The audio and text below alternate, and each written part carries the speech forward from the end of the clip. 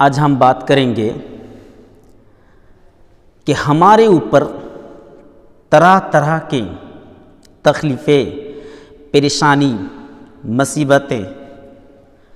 اللہ کا عذاب کیوں آتا ہے؟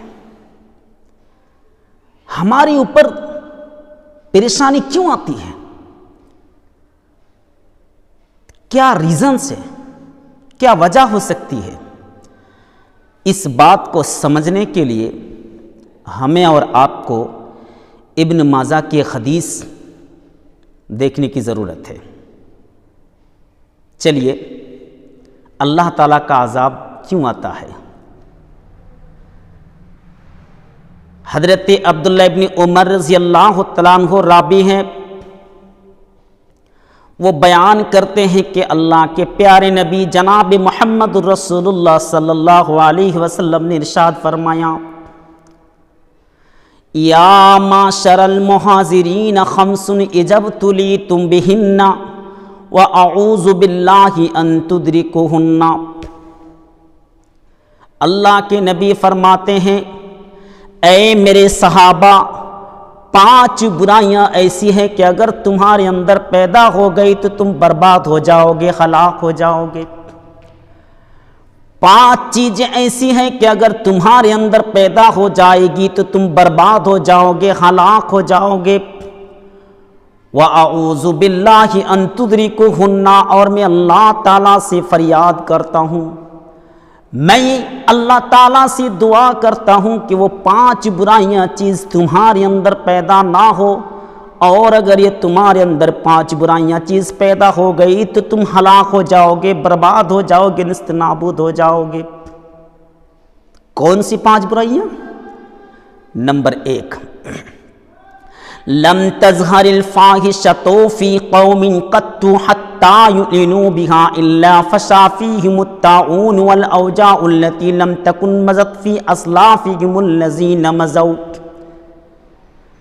اللہ کے نبی فرماتے ہیں، جب کسی سماج کے اندر، کسی سوسائٹی کے اندر، کسی معاشرہ کے اندر، کسی قوم کے اندر، کسی علاقے کے اندر، کسی بستی کے اندر بے حیائی پھیل جائے، بے پردگی پھیل جائے، زناکاری پھیل جائے، بدکاری پھیل جائے، زنا کیے جانے لگے، حتی یعلنوا بہا، اور لوگ اس کو کھلم کھلا کرنے لگے،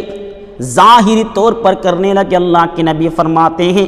الا فشا فیہم الطاعون والاوجاع التي لم تکن مضت فی اسلافہم الذین مضوا، تو اس قوم کے اندر، اس سماج کے اندر اللہ تعالیٰ ایسی ایسی بیماریاں مسلط کر دے گا، ایسی ایسی بیماریاں ڈال دے گا کہ اس سے پہلے ان کا باپ دادا نے اس کا نام بھی نہیں سنا ہوگا۔ طاعون جیسی بیماری، کرونا وائرس، ڈینگو بخار، یہ نام کبھی ہم نے سنا ہے؟ اس سے پہلے ہمارے جو باپ دادا ہیں، ذرا 20 سال پہلے، 25 سال، 30 سال، 40، 50 سال پہلے آپ چلے جائیے، ان کا ذکر بھی نہیں ہوگا، نام نہیں سنا ہوگا۔ تو کسی قوم کو برباد کرنے کے لیے، کسی سماج کو برباد کرنے کے لیے سب سے پہلی جو بیماری ہے، جب لوگوں کے اندر، جب کوئی قوم دیں گے تو اللہ کے نبی فرماتے ہیں کہ اللہ تعالیٰ اس سماج کے اندر طرح طرح کی بیماریاں مسلط کر دے گا۔ نمبر 2، وَلَمْ يَنْقُصُ الْمِكْيَالَ وَالْمِيزَانَ إِلَّا أُخِذُوا بِالسِّنِينَ وَشِدَّةِ الْمَعُونَةِ وَجَوْرِ السُّلْطَانِ عَلَيْهِمْ، جب کوئی قوم ناپ تول میں کمی کریں گی، ناپ تول میں کمی کرنے کی وجہ سے، جب کوئی قوم ناپ تول میں وزن میں دھوکہ گڑی شروع کر دیں گی، ناپ تول میں کمی کریں گے، فریب کریں گے،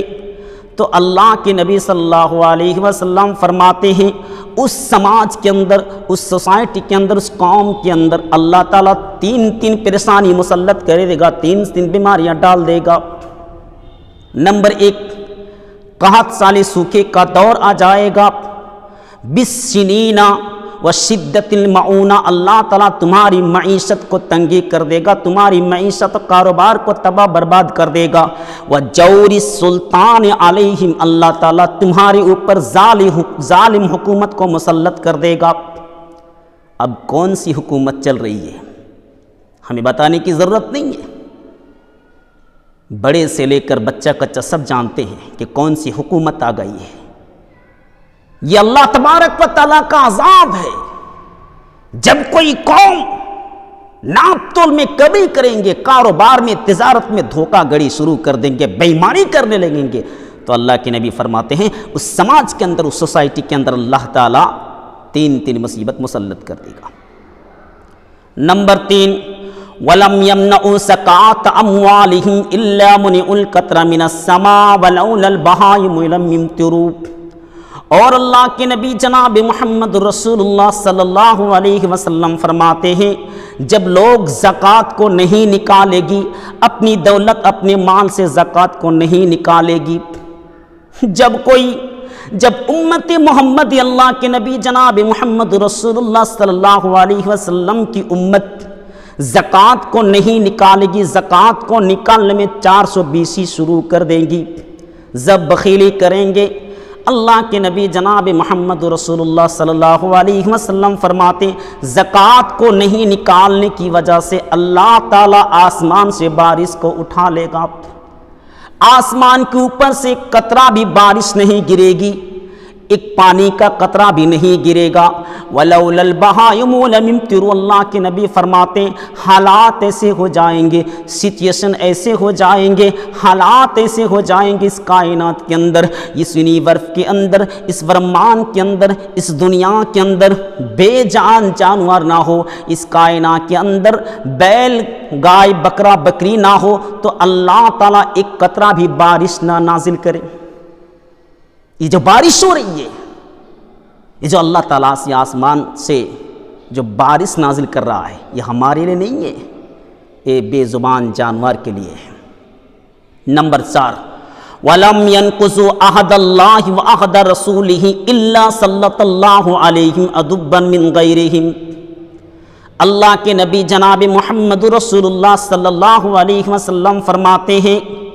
جب لوگ اللہ تبارک و تعالیٰ کے وعدہ کو توڑ ڈالیں گے، اللہ کے پیمان، اللہ کے عہد کو توڑ ڈالیں گے، اللہ تعالیٰ سے جو ایگریمنٹ کیا تھا اس ایگریمنٹ کو، اللہ تعالیٰ کے ایگریمنٹ کو جب توڑ ڈالیں گے، نبی محمد رسول اللہ صلی اللہ علیہ وسلم سے جو ہم نے وعدہ کیا تھا اس وعدے کو توڑ ڈالیں گے، اللہ کے نبی فرماتے ہیں میری امت کے اوپر ان کے ہی دشمن کو اللہ تعالیٰ ان کے اوپر مسلط کر دے گا، اور ان کے ایک ایک چیز کو چھین کر ان کو کمزور بنا دے گا،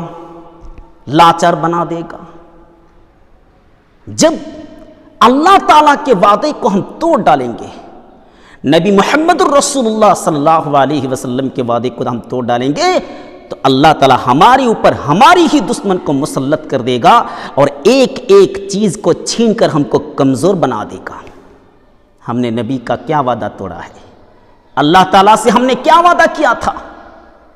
ہر نماز میں، ہر رکعت میں یہی بات ہم دہراتے ہیں،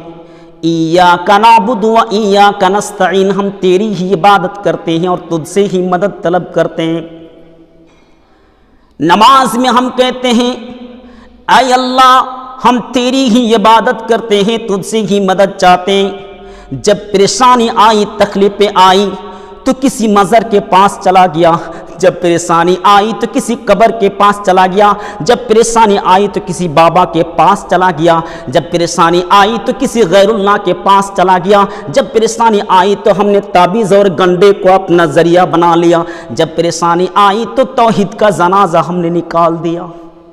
توحید نہیں جانتا تھا، اور ہم اوپر سے کہتے ہیں کہ تو ہی خزا بخش، تو ہی بخشنے والا ہے، مشکل کوشا تو ہی ہے۔ جب پریشانی آئی تو کسی علی رضی اللہ تعالیٰ عنہ کو مشکل کوشا مان لیا، اور نبی سے نکلا، ہمارے اوپر دشمنی کو اللہ تعالیٰ نے مسلط کر دیا۔ نمبر 5، وَمَا لَمْ تَحْكُمْ أَئِمَّتُهُمْ بِكِتَابِ اللَّهِ وَتَخَيَّرُوا مِمَّا أَنزَلَ اللَّهُ إِلَّا جَعَلَ اللَّهُ بَأْسَهُمْ بَيْنَهُمْ۔ اللہ کے نبی جناب محمد رسول اللہ صلی اللہ علیہ وسلم فرماتے ہیں جب تک کہ میری امت کے لوگ قرآن اور حدیث کے مطابق فیصلہ کرتے رہیں گے، قرآن اور حدیث کو سامنے رکھ کر فیصلہ کریں گے، تب تک تو میری امت کے اوپر کوئی پریشانی نہیں آئے گی، کوئی تکلیف نہیں آئے گی، کوئی مصیبت نہیں آئے گی، کوئی اللہ تعالیٰ کا عذاب نہیں آئے گا۔ جب قرآن اور حدیث کے مطابق ہم فیصلہ کرتے رہیں گے ہم سچائی کے اوپر رہیں گے، اور قرآن اور حدیث کو جب ہم چھوڑ دیں گے تو ہماری تیا پانچا ہو جائے گا۔ آج وہی ہوا، ہم نے قرآن کو رکھ دیا، ہم نے حدیث کو دور کر دیا، اللہ تبارک و تعالیٰ کی کتاب کو ہم نے دور کر دیا۔ نتیجہ کیا نکلا؟ ہم جماعت جماعت میں بٹ گئے، گروہ گروہ میں بٹ گئے، اور ایسے دینی دشمنی بن گئے کہ دوسرے کے مسجد میں ہم نماز پڑھنے سے بھی نفرت کرتے ہیں، حالانکہ وہ ہمارا بھائی ہے، پھر بھی ہم اس سے اتنا گھن کرتے ہیں، اتنی نفرت کرتے ہیں۔ بتانے کی ضرورت نہیں ہے، یہ صرف اسی لیے ہوا میرے بھائیوں کہ ہم نے اللہ تبارک و تعالیٰ کی جو کتاب ہے اس سے ہم فیصلہ نہیں کرتے، ہم فیصلہ کرتے ہیں قرآن کو چھوڑ کر، حدیث کو چھوڑ کر۔